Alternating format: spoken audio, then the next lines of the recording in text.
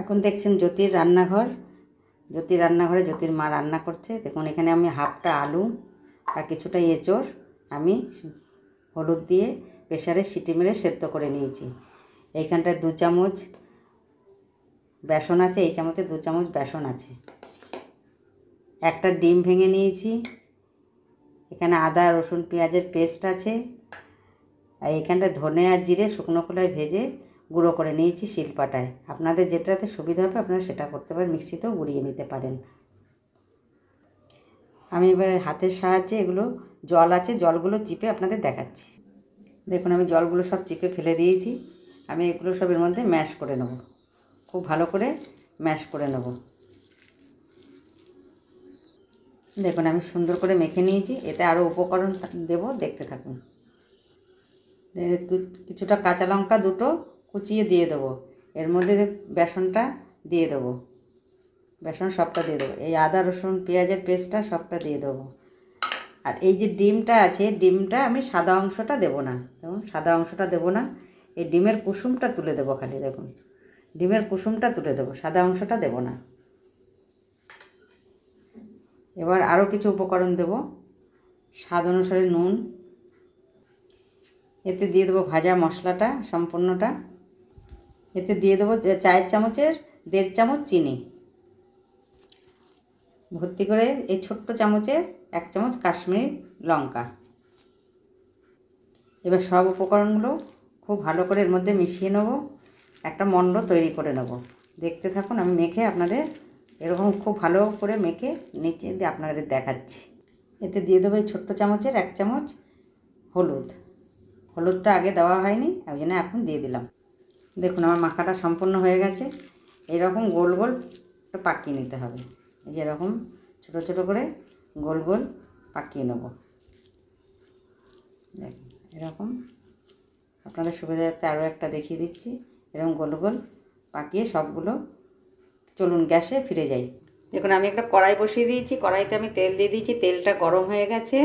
আমি এবার কড়াইয়ের মধ্যে আস্তে আস্তে দিয়ে দেবো। এরকম করে সব দিয়ে দেবো, আপনারা দেখতে থাকুন। দেখুন আমি এগুলো দিয়েছি। এবার এগুলো ওই পিঠ লাল হোক, তারপরে উল্টাবো, তারপর আপনাদের আবার দেখাবো।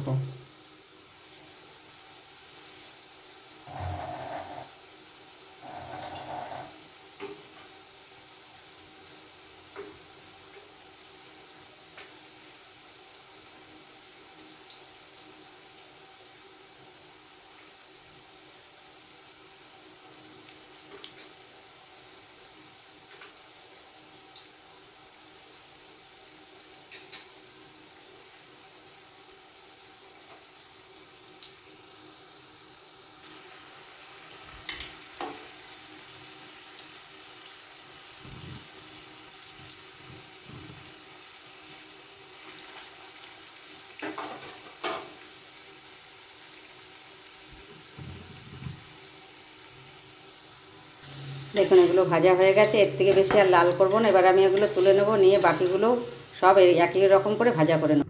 দেখুন ওই তেলটা বেশি ছিল বলে একটু কমিয়ে নিয়েছি। নিয়ে জিরে আর তেজপাতা ফোড়ন দিয়ে দিচ্ছি, একটু মিষ্টি সুগন্ধ হওয়া পর্যন্ত। দেখুন একটা মিষ্টি সুগন্ধ বেরিয়েছে। এবার আমি এর মধ্যে আলু দিয়ে দেবো। আলুগুলো দিয়ে দেবো একটু হালকা লাল। দেখুন আর লাল করব না, যে মশলাগুলো আমি রেখেছিলাম সব জলে গুলে তার সম্পূর্ণ এর মধ্যে দিয়ে দেবো। দিয়ে ভালো করে নিয়ে নেব। ভালো করে নেড়ে তেল ছাড়া পর্যন্ত অপেক্ষা করব। দেখুন মশলাটা কষা হয়ে এসেছে। আমি এবার এতে জল দিয়ে দেবো। দেখুন কেমন সুন্দর তেল ছেড়ে দিয়েছে। এবার আমি জল দিয়ে দেবো এর মধ্যে। আলুটা সেদ্ধ হওয়া পর্যন্ত অপেক্ষা করব। এতে আমি দিয়ে দেবো 1 চামচ চিনি। দেখুন ঝোলটা ফুটে উঠেছে। আমি বড়াগুলো দিয়ে দেবো। আমি 4 চামচের ধনে জিরে হাফ চামচ করে দিয়েছি। 1 চামচ পেঁয়াজের দিয়েছি বাটা, আর 1 চামচ আদা দিয়েছি, হাফ চামচ রসুন দিয়েছি। সব উপকরণ দিয়ে আমি এটা মশলাগুলো কষিয়ে নিয়ে তবে এই বড়াগুলো দিলাম। আপনাদের যদি আমার এই রান্নাটি ভালো লেগে থাকে, জ্যোতির রান্নাঘরে অবশ্যই লাইক কমেন্ট শেয়ার করবেন। আমি এবার এগুলো ফুটে উঠছে, আমি ফুটে উঠেও দেখা।